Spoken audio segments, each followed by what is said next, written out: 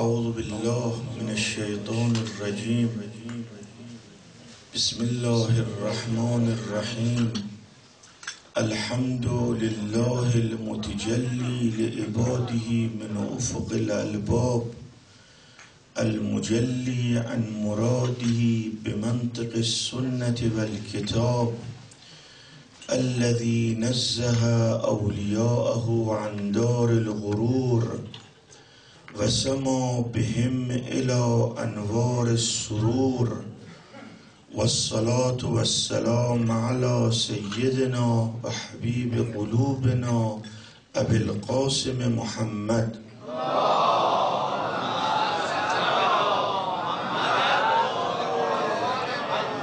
وعلى أهل بيته الطيبين الطاهرين. تقابل ادیان وقتی روبروی هم قرار میگیرند، برای اینکه حق رو تشخیص بدیم، برای اینکه بتوانیم حقیقت رو بهش پی ببریم، باید رجوع کنیم به متون همون مذهب، همون دین، همون فرقه. اسلام مورد ادعای فرقه های زیادی است که ما مسلمانیم، اما در عمل وقتی مراجعه میکنیم به قرآن کریم میبینیم اعمال اینها مطابق با قرآن نیست، بلکه خلاف قرآن است. مطابق با کلام رسول الله نیست، بلکه خلاف کلام رسول الله است. اولین حرکتی که کردند زمانی بود که پیامبر اکرم از دنیا رفتند. اینها در سقیفه جمع شدند تا خلیفه تعیین کنند. بهشون میگیم که شما به چه دلیل در سقیفه جمع شدید و خلیفه خواستید تعیین کنید؟ میگویند قرآن کریم میفرماید و امرهم شورا بینهم. خداوند متعال امر کرده. در متون خود اهل سنت هست که خلیفه دوم قضیه سقیفه رو نقل می کند و در آنجا نقل می کند که اجماعی صورت نگرفت، بلکه رئیس خزرج رو به عنوان خلیفه انتخاب کردند. بعضی ها نپذیرفتند، بعضی گفتند باید شخصی از انصار و مهاجرین باشد، قبول نکردند. خود خلیفه اول هم خلیفه دوم رو و ابو عبیده رو انتخاب کرد که قبول نکردند. خلیفه دوم دست خود رو دراز کرد تا به دست خلیفه اول بزند، موفق نشد. با اختلاف اجتماع از هم پاشیده شد.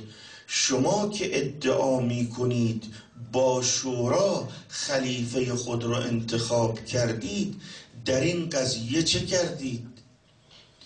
یا انتخاب خلیفه دوم به واسطه چه بوده است؟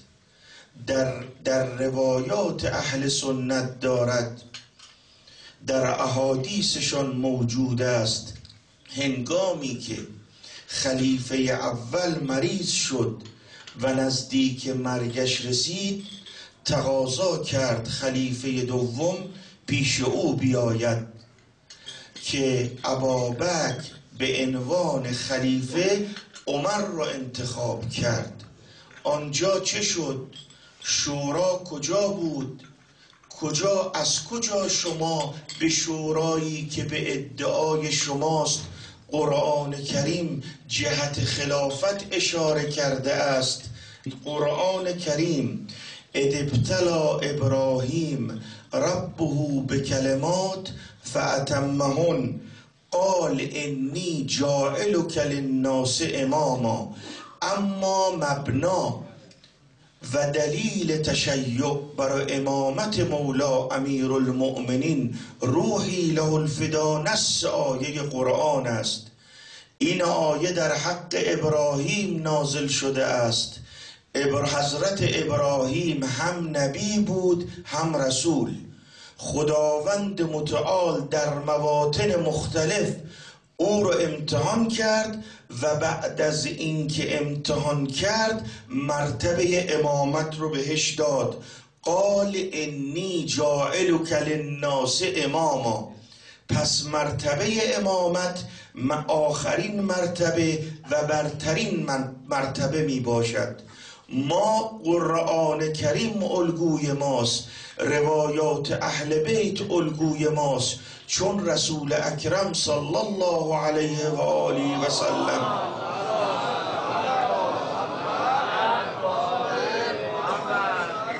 فرمود انی تارک فیکم الثقلین او ثقلین کتاب الله و عترتی اهل بیتی لن یفترقا حتی یردا علی الحوض. من دو چیز گرانبها رو در اختیار شما به یادگار قرار میدم. یک، قرآن کریم است. دو، روایات و احادیثی که از اهل بیت روحی لهم الفدا وارد شده است. همینجا با عامه گفتگو میکنیم. شما به چه عمل کردید که این مذهبی که نه اساس دارد، نه بر طبق قرآن است، نه بر طبق روایاتی است که خودتون از رسول الله نقل کردید، بر چه اساسی قرار دادید؟ میگن حسبنا کتاب الله. ما قرآن رو داریم، قرآن برای ما کافی است. لحظات آخر پیامبر اکرم اصحاب حاضر بودند. ببینید اینها چه انسانهایی بودند. نشسته بودند، پیامبر فرمود ائتونی بدوات و کتف، یک قلم به من بدید، یک کاغذ بدید، براتون جمله‌ای بنویسم. لن تضلوا ابدا، تا گمراه نشید هیچگاه. میدانید آن کسی که ادعای خلافت مسلمین رو میکرد چه جسارت کرد به پیامبر اکرم؟ ان الرجل لیحجر. گفت پیامبر هذیان میگوید به ساحت وجود مقدس اکرم که ما ینطق عن الهوا اذ هو وحی یوحی. چیزی رو که پیامبر میگوید وحی است، از طرف خداست. خداوند متعال به واسطه جبرائیل به او میرساند. ما افتخارمان این است که هم به قرآن هم به روایاتی که از اهل بیت وارد شده اند جهت اثبات حقانیت خودمون تمسک میکنیم. فرمود یا ایها الرسول بلغ ما انزل الیک من ربک. ای رسول خدا ابلاغ کن به مردم آنچه که از طرف خدا به تو رسیده است. متعمدم امروز مدارکی رو که اهل سنت نقل کرده اند که این آیه قرآن در مورد ولایت امیرالمؤمنین است برای جوانا ذکر کنم. در المنثور سیوطی نقل می کند، شواهد التنزیل نقل می کند، تفسیر طبری نقل می کند، الکشف و البیان نقل می کند، فرائد السمتین نقل می کند که این آیه قرآن در حق امیرالمؤمنین نازل شده است و فرمود وقتی امیرالمؤمنین رو به مردم معرفی کرد دست امیرالمؤمنین رو گرفت، به مردم گفت مردم این وصی و جانشین من است. بعد آیه قرآن نازل شد الیوم اکملت لکم دینکم و اتممت علیکم نعمتی و رضیت لکم الاسلام دینا. اسلام با ولایت امیرالمؤمنین است، بدون ولایت امیرالمؤمنین معنا ندارد. اگر کسی بخواهد اسلام واقعی رو درک کند باید عمل به قرآن کند، عمل به سنت رسول خدا کند. اما اونا زیر بار نرفتن، اونا عمل به قرآن نکردند. قرآن کریم میفرماید اگر میخواهید وارد خانه ای شوید استئذان بگیرید حتی تستأنسوا. هنگامی که در خانه کسی می روید تستأذنوا، اذن بگیرید، بینتون یه رابطه‌ای برقرار شود، بعد وارد خانه شوید. فی بیوت اذن الله ان ترفع و یذکر فیه اسمه، در خانه هایی است که خداوند متعال اراده کرده است در آن خانه ها او رو ذکر کنن، او رو یاد کنن. این آیه قرآن در خانه فاطمه زهرا نازل شد. خود اولی سوال کرد یا رسول الله، آیا این خانه‌ای که ما در آن هستیم از مصادیق این آیه قرآن است؟ فرمود من افاضلها، از موارد برتر مصداقش خانه فاطمه است. به خانه فاطمه چه کردند؟ تمام وقایع دار رو اهل سنت خودشون نقل کردند.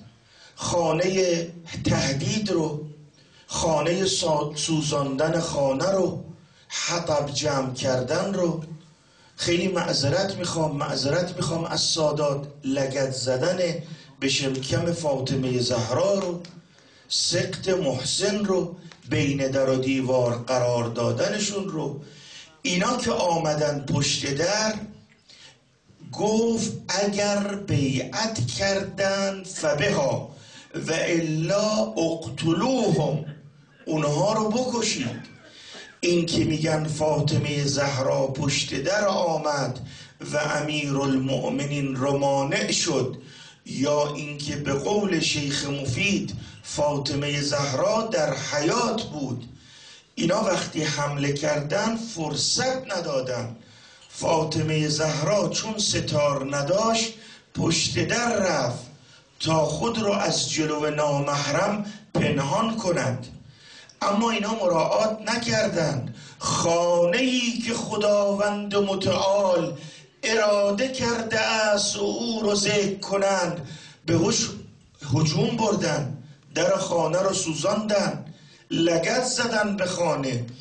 معاویه یه نامه‌ای نوشته است به عمر بعد از این جریان رو مفصل نقل کرده است. شما بدانید اینایی که به در خانه فاطمه زهرا آمدن نه به قرآن عقیده داشتن نه به پیامبر اکرم. تو نامش نوشته وقتی من آمدم پشت در احساس کردم فاطمه زهرا پشت در است، آنگونه در رو فشار دادم که صدای ناله فاطمه رو شنیدم. آن کس پیامبر اکرم در مواطن مختلف سفارشش رو می کرد، می گفت این جگرگوشه منه، من بهش رو از او استشمام می کنم، جاش رو به او می داد. عظمت فاطمه رو در مواطن مختلف بیان می کرد. لذا هنگامی که به در خانه هجوم بردن، فاطمه زهرا پشت در آمد تا مردم رو یاد رسول الله بیندازد، تا مردم رو آگاه کنه منم پشت در، من آن کسی هستم که رسول الله سفارش مرا کرد. آقایون عزیزان فضلا سادات، میدونید جواب فاطمه رو چه دادن؟ گفت آمدی خانه مرا آتش بزنی؟ گفت میزنم. گفت فاطمه در خانه است؟ گفت وین، اگر فاطمه هم باشد یا علی ابن ابی طالب خارج شود و بیعت کند و الا خانه را آتش میزنیم. قرآن کریم و جعلناهم ائمه یهدون به امرنا، یه گروهی رو ما ائمه قرار دادیم، یعنی امام، تا امر ما رو به مردم برسانن. پایه تشیع قوی است، الهامش قرآن است، سنت رسول خداست و فرمود جعلنا منهم ائمه یهدون بامرنا، ما گروهی رو امام قرار دادیم، به اونها زعامت رو دادیم که مردم رو راهنمایی کنیم. شما چی دارید؟ شما چی دارید برای اینکه خلفای خودتون رو بر حق نشان دهید؟ میگن آیه غار، پیامبر برای اینکه در امان بماند از مشرکین قریش اولی رو با خودش برد. خب آیه قرآن کجا دلالت می کند بر امامت اولی که این به عنوان خلیفه است و از طرف خدا قرار داده اند؟ ثانی اثنین اذ هما فی الغار، میگن به خاطر اینکه یکی از اون دوتا خیلی مهمه که خدا یکی از اون دوتا اطلاقش کرده. اذ یقول لصاحبهی، اولی رو به عنوان صاحب پیامبر معرفی کرده. شما واقعا عقبید، واقعا قرآن رو درک نکردید. مگر در مسجد رسول الله همه صحابی راستین بودن؟ اینایی که حاضر می شدن پیش پیامبر در مسجد همه مخلص بودن، همه برای آخرت جمع شده بودن که پیامبر را یاری کنن؟ یا نه اون حسان ابن ثابتی که بعد از واقعه غدیر بلند شد و اون واقعه غدیر رو به شعر در آورد، کاری کرد با امیرالمؤمنین این خائن. اولین کسی که دست از بیعت امیرالمؤمنین برداشت این بود، همین بود، همین صحابی پیامبر، همین که به پیامبر گفت یا رسول الله بدان بعد از تو هیچ کس خائن نخواهد بود، تو ولایت امیرالمؤمنین رو تعیین کردی و ما با جان و دل قبول کردیم، کسی مخالفت نخواهد کرد. همین اولین کس بود. حسان ابن ثابت تو مسجد نبود؟ این منافقی که وقتی پیامبر از دنیا رفت چهرش رو عوض کرد. سادات خیلی معذرت میخوام، کار به جایی رسید که امیرالمؤمنین بهش میگفت چرا من انقدر اذیت میکنی؟ اولا بودن در غار این شرافت نیست، این عظمت نیست. هم منافق در مسجد بوده، هم پیامبر اکرم در مسجد بوده است. یکی از آن دو نفر، قرآن کریم داستان دو دوست رو نقل می کند، یکی مسلمان و یکی کافر. ببینید آیه قرآن رو، قال له صاحبه و هو یحاوره اکفرت. مسلمان به رفیق کافرش میگه بفرمایید ببینم این صاحب که اطلاق میکند این شخص کافر است، خارج از دین است، اطلاق صاحب به او شده است. این که قرآن میفرماید صاحب او، صحبت دلالت نمی کند بر عظمت. شما چرا جمله بعدی رو دقت نکردید؟ لا تخف ان الله معنا. اگر خلیفه شما یقین داشت به خداوند متعال، یقین داشت به عظمت خداوند متعال، یقین داشت به آخرت، میدانست عذاب است عقاب است و ایمان واقعی آورده بود، خب نمی ترسید. این امیرالمؤمنین است که فرمود خدایا چه پرده رو بالا بزنی چه نزنی، من با تمام وجودم با تمام هستیم فدای تو. لذا لیله مبیت آمد جای پیامبر، خداوند متعال خطاب کرد به جبرائیل به میکائیل، کدوم حاضرید جون یکی دیگر رو در راه دیگری فدا کنید؟ قبول نکردند. گفت برید روی زمین بهترین بنده خدا رو ببینید. و من الناس من یشری نفسه ابتغاء مرضات الله یه گروه هستن روی زمین جانشون رو در راه خدا مصرف میکنن، با خدا معامله میکنن، جانشون رو میفروشن. خلیفه شما تو اون غار، اونم با رسول الله میترسد. رسول خدا به او میگوید نترس. اساس دین ما موقوف است بر قرآن کریم.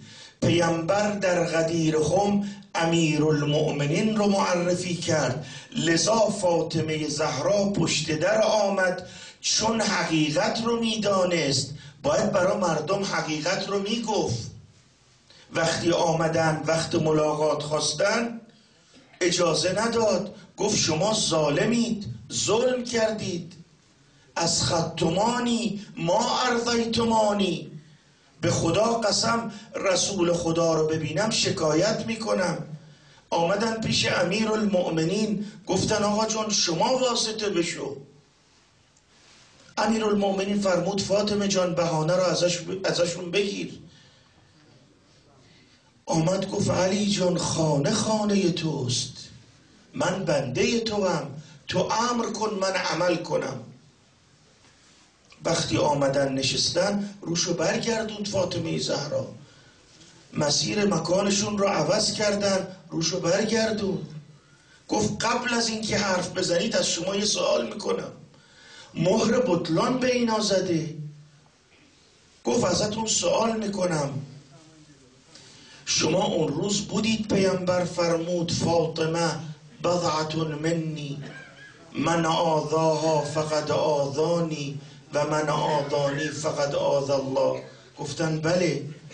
گفت حالا که خودتون اعتراف کردید بدانید من از شما راضی نیستم، من شکایت شما رو پیش خدا میبرم و تا آخر عمر با اونها صحبت نکرد. این روایات اهل سنت است. گفت علی جان مرا شبانه دفن کن، در نماز من اینا شرکت نکنند. یعنی چه؟ شخصیتی که نزدیکترین شخصیت است به پیامبر اکرم این جمله رو برای این میگوید که این ماده تاریخ بشه، تاریخ ثبت کند که دخت رسول خدا که آیه تطهیر در حق او نازل شد و امیرالمؤمنین در محاجش با اولی در قضیه فدک همین آیه رو ذکر کرد که خدا اهل بیت رو از هر گونه پلیدی دور کرده. انما یرید الله لیذهب عنکم الرجس اهل البیت و یطهرکم تطهیرا. آمد جلو خلیفه اول که چرا فدک رو به فاطمه نمیدهی؟ البته این رو بدونید فاطمه زهرا که اصرار بر فدک داشت میخواست چهره اینا رو به مردم معرفی کنه، و الا امیرالمؤمنین وقتی به خلافت رسیدن اموال مردم رو برگردوندن اما اموال اهل بیت رو دست نزدن و این دلیل بر این بود فاطمه زهرا دنبال مال و منال نبود، اما میخواست چهره اینا رو به مردم معرفی کنه که مردم اینا رو بشناسید، اینا غاصبن. نهله من رو که رسول الله به من داد و شهود وجود دارد از اصحاب، اینا بهش عمل نکردن، خیانت کردن به امانتی که رسول الله به امانت بین اونها قرار داد. این قضیه رو خیانت کردن به این واقعی که مشاهده کرده بودن. امیرالمؤمنین فرمودن تو آیه قرآن خواندی، آیه تطهیر در حق چه کسی نازل شده؟ بهش گفت که اگر یک کسی آمد شهادت داد نعوذ بالله فاطمه زهرا فلان خلاف رو انجام داده، تو قبول میکنی؟ گفت بله، حد جاری میکنم. گفت اذن تو کافری، چون تو شهادت خدا رو در حق فاطمه زهرا قبول نکردی به این آیه تطهیر که خدا معرفی کرده از فاطمه زهرا رو و شهادت مردم رو قبول کردی. خود اهل سنت معظم علمای اهل سنت اعتراف میکنند که این آیه در حق فاطمه زهرا و علی ابن ابی طالب و امام حسن نازل شده و اینها معرفی شدند.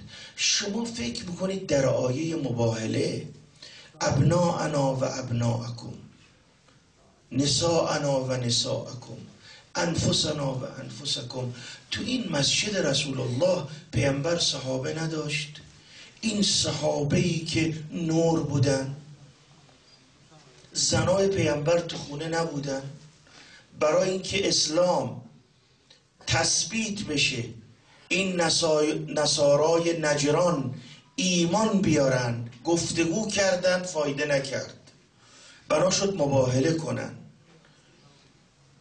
پیامبر دست کیو گرفت برد؟ پیامبر با این کار چی میخواست بگه؟ خدا به واسطه جبرائیل این امر رو به پیامبر اکرم رساند. چه قضیه رو میخواست بیان کند؟ نه آن است که زمانی می آید دو گروه ادعای اسلام میکنن. مردم حواستون باشه پیامبر سند اسلام با خودش برده. مردم حواستون باشه تمام اسلام مجسم در این هاست. میدونید نورانیت اهل بیت این بزرگ نجران رو به لرزه در آورد. نگاه به قومش کرد، 70 نفر رو با خودش آورده بود. گفت به پیامبر اینا کیان؟ گفت ابن عم من است، این دختر من است، اینا بچه های فرزند من. نگاه کرد به اینایی که باش اومده بودن بزرگ نجران، گفت میخواید با اینا مباهله کنید؟ مگه نمیبینید نور از صورت اینها ساطع است؟ خداوند متعال فاطمه زهرا رو نورش رو قبل از خلقت آدم خلق کرده.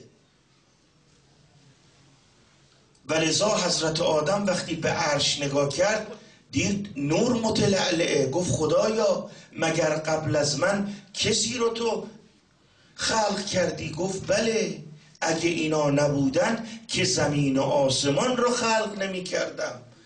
وجود زمین و آسمان به برکت اینهاست. چه کردند؟ بزرگان اهل سنت، بلادری نقل کرده، مسعودی نقل کرده، اشخاص دیگه‌ای نقل کردن از اهل سنت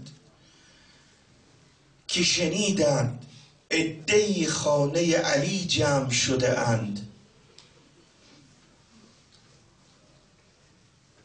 اولی دومی رو فرستاد، گفت برو بهشون بگو یا متفرق بشید و بیعت کنید و الا کار شما رو تمام میکنیم. آمد پشت در، کسی در خانه نبود، فاطمه بود، اون اجتماع تمام شده بود.